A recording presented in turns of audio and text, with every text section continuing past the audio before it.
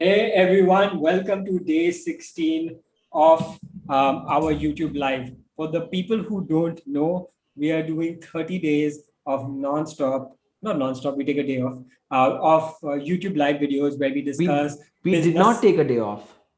I mean, okay. Yeah. The rest of the day, anyway, where we where we do 30 days of discussions of business ideas, business opportunities, side hustles, and how people can make money. So this entire point of this YouTube, the entire point of our podcast is about giving people the tools and the ideas that they can go out and build their own businesses. If you like this, if you like what we're doing, please subscribe to us, please like, please comment, please at least one person watch our videos. All the views on our videos are just me going to loop. It's like rewatching all our videos.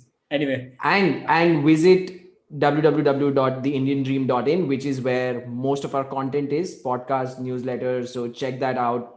This is something that we are doing very recently, but we've been doing our work for the last 9 months. yeah. All right. Moving into the meat of this discussion, which is the question: should I do an MBA? I So am so excited for this. I'm so excited for this. just to give a context, I have not done an MBA, but I run my family business. Siddharth has done an MBA from ISB, and Siddharth, I have no idea what he does for money. So let's dive into it. Firstly, why do people do MBAs? Siddharth, why do people do MBAs? What's the point of doing an MBA? Yeah, I think at the very core of it, people want to improve their job prospects, right? People want to take a leap in their careers, and they think MBA is the right way forward.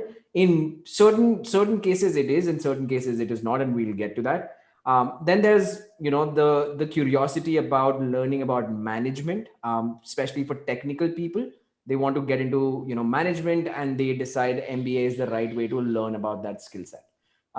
The third and by far the most important thing for me personally was to build a network, right? And we'll get to why that's important. And I mean, this is probably not true for most of the people, but when I was at ISB, I know people legit were there with one of the objectives of finding a life partner, and a lot of them succeeded. So I think that happens a lot at B schools, especially if you're joining an MBA after 2, 3, 4 years of working somewhere and then joining the MBA. This is a common objective. So really funny. My wife did her undergrad at NID in Ahmedabad, National Institute of Design, and obviously it's in the same city as IIM Ahmedabad, which all these really smart guys.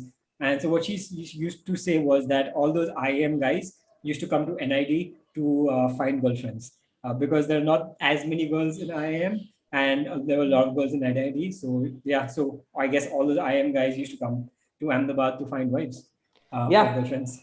Yeah, I mean that is fortunately, I think that's something that works out for a lot of people. I know a bunch of people from my batch ended up marrying each other. So yeah. Okay, Siddharth, you did an MBA. Yeah. What was your reason of doing an MBA, and do you think it was worth the money that you spend, the time that you spend, etc.?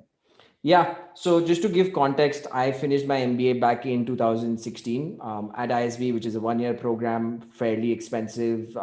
Even back then, it's even more now.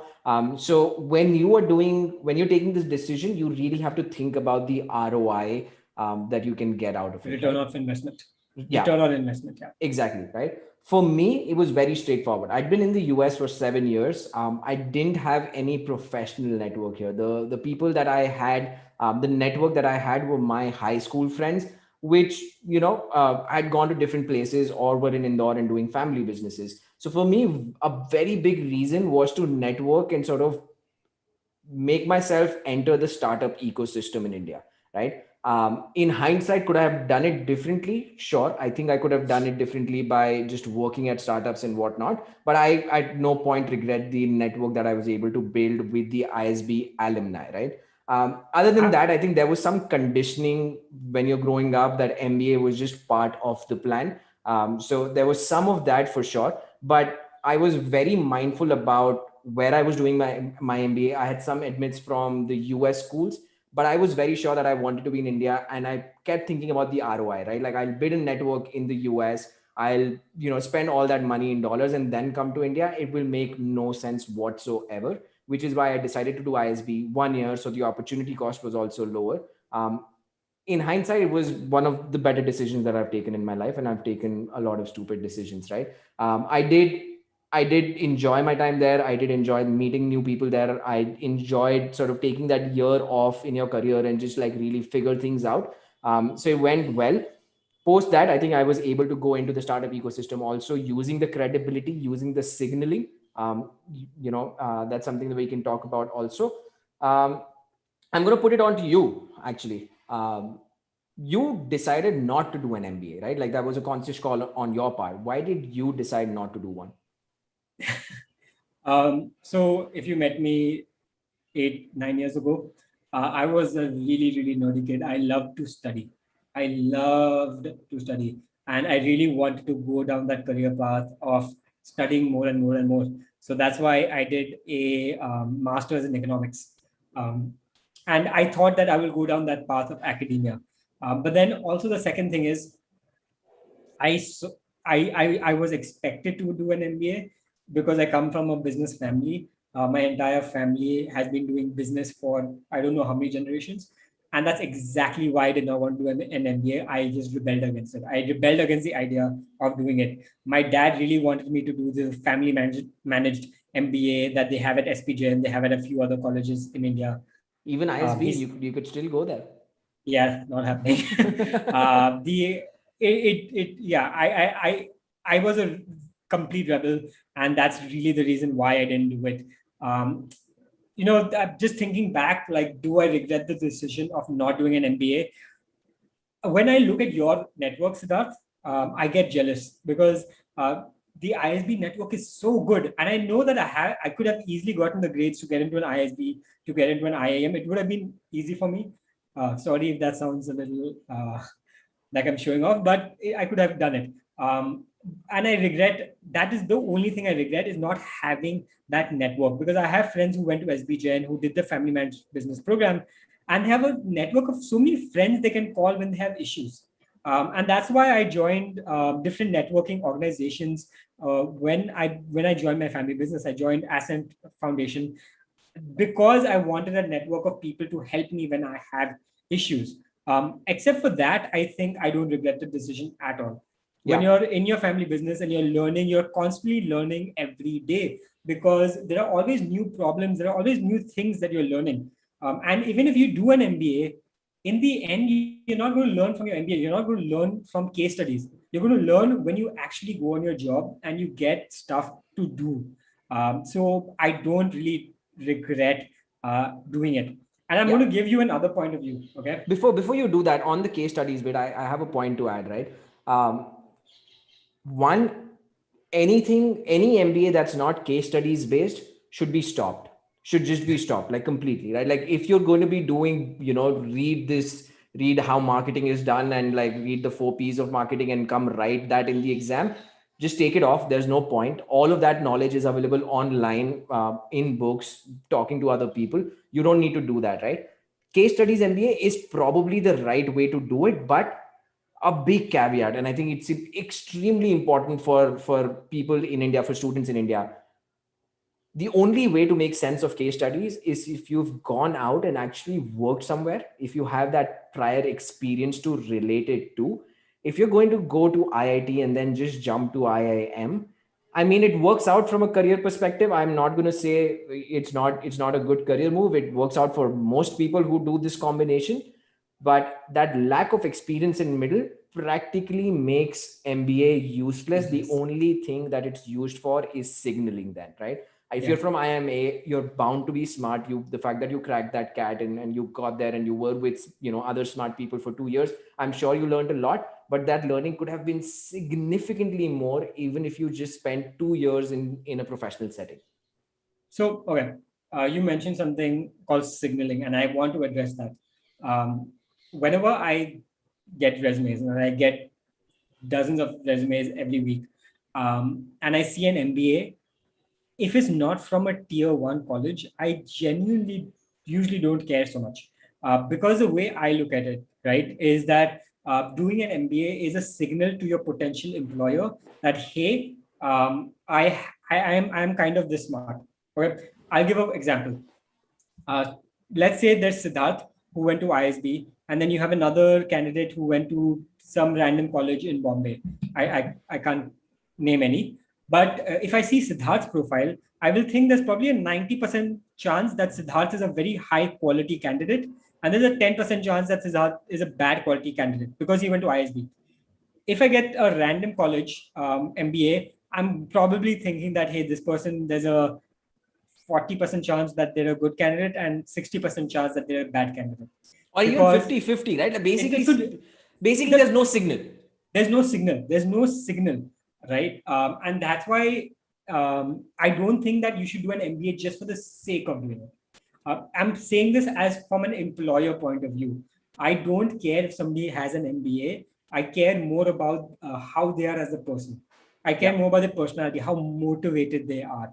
And that is my point of view as an employer. Right. So this brings us to the question of who should do an MBA. Should they do an MBA? At what point in their life should they do an MBA?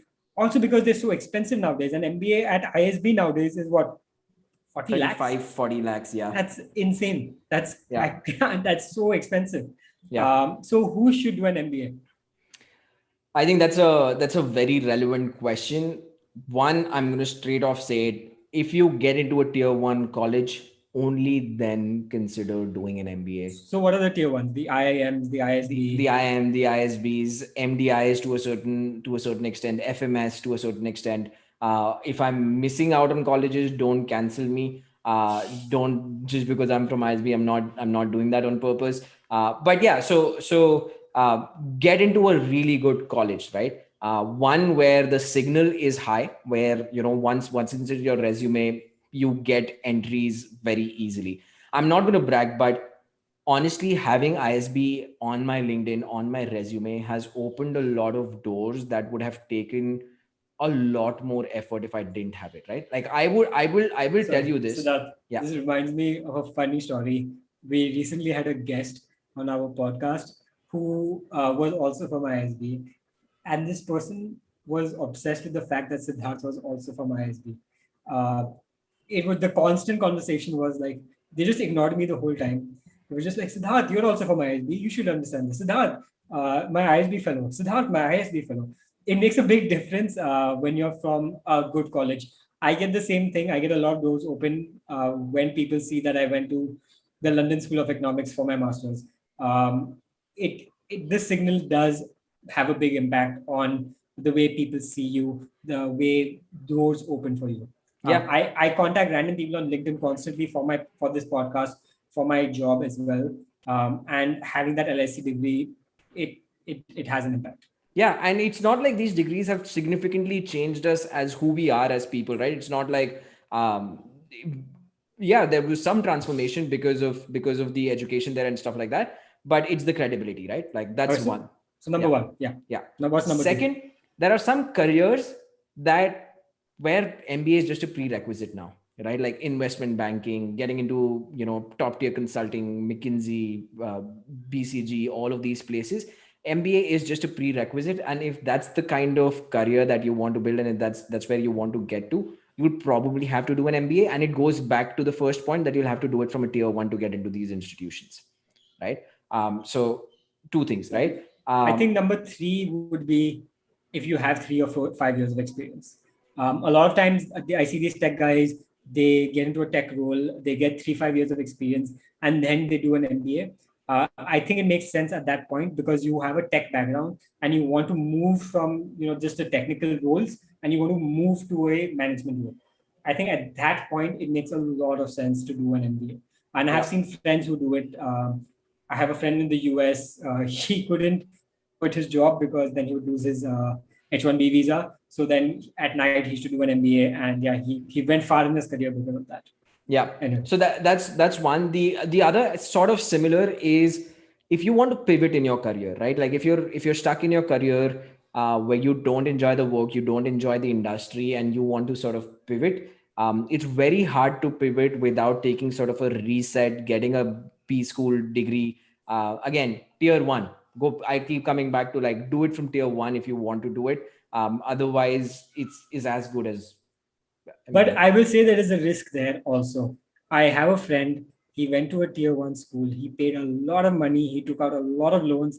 His family was not from a rich background, and he didn't like the work he was doing. And he felt like he could earn more at a better at another job. But after he finished the B school, the only job that he could get afterwards was at the same salary and in the same field. Yeah. So while it is a good risk to take, it is a risk. There is a chance that you will Yeah. stay in the So same everybody industry. that I've mentored since, who considering going to a B school, I keep emphasizing this.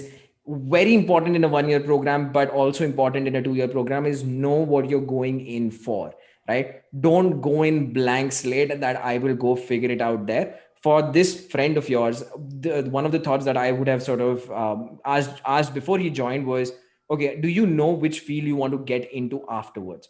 Right? Because if you know which field you want to get into, try and get into it while you are there, right? Like try and do an internship there, try to case competitions that are relevant to that, try talk to alumni who are already at these colleges. So a Build a lot of work network, build a in, network in that direction. exactly, right? So it needs to be, you need to be very mindful. And I've genuinely seen people who come there, who come to ISB, especially in a 1 year program, where they're like, okay, I'm like, just going to take some time off, reset in my career, and then I'm going to figure it out. They end up struggling when placements happen. And the same thing happens where they go back to the same kind of job, the same kind of role and stuff like that. Because Yeah. now that you've taken a loan, you have to, yeah. Siddharth is a cool guy. He didn't sit for placements. I Like, did not. So I don't need a job. so it was a very sort of, again, a very calculated risk on my part. Placements, I hate placements. I hate the concept of placements. It's a rat race, and I, for people who don't know how placements are run at IITs, IIMs, or any B school, any engineering colleges, it's a mess. I could rant on it, but I will not go there.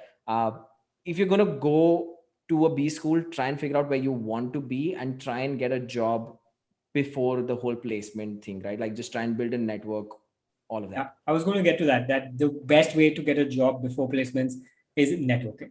Yeah. Find the people who are in the jobs that you want to be in, talk to them, go on LinkedIn, add them, tell them like, hey, can I get an internship with you? That's the way to do it. I want to share my personal story here because I sat out of placements, right? Yeah, go ahead. So I wanted to enter the startup ecosystem in India. So went there with a solid purpose that that's what I wanted to do. I was the vice president at the Entrepreneurship and Venture Capital Club. That was a very conscious decision that I'm going to run for it and I'm going to make the most of my time here. Our club killed it in the sense of like the kind of people that we were able to bring on, and that was just my personal curiosity that we should do this because it'll be helpful for me also, right? One of the venture capitalists that we had gotten on for a talk, I ended up speaking to him. We organized the event, so I ended up speaking to him afterwards, and I asked him, "Hey, what are some of the hot startups that you've really like you funded very recently, and you speak highly of?" And he told me about a company called Belong, and I got a connect to the founder through him, and I ended up speaking. I ended up traveling to Bangalore the same weekend from Hyderabad to speak to that guy, and then eventually landed up a job there. All of this was out of placements. They weren't coming to campus or any of that, right? So there are possibilities of you sort of cracking jobs like this. Don't play things by the playbook. Try and think outside the box. But again, tier one, I keep re-emphasizing it. Don't waste time if it's not tier one. Try, if you don't like, it's completely fine if you didn't get into tier one, but then I would say a better use of your time is to go work at early stage companies, and try and learn there, right? Yeah. Even if it's for lesser salary, think about like the fact that you're going to spend 25, 30 lakhs or whatever, 10, 20 lakhs. You're earning 5, 7, 8, so the swing is really 28 lakhs. The opportunity cost is very high, so try and learn at a younger company and then grow there. Yep. Okay. Thank you so Yeah. much for listening to our rant. And if you want to hear more about Siddharth and his amazing time at ISB, you can comment. You can ask us questions. Subscribe, send us an email, do anything. But please interact with this video. Thank you so much for listening. Engage. Yeah. All right. Thank you so much. We'll see you tomorrow for the next 2 weeks.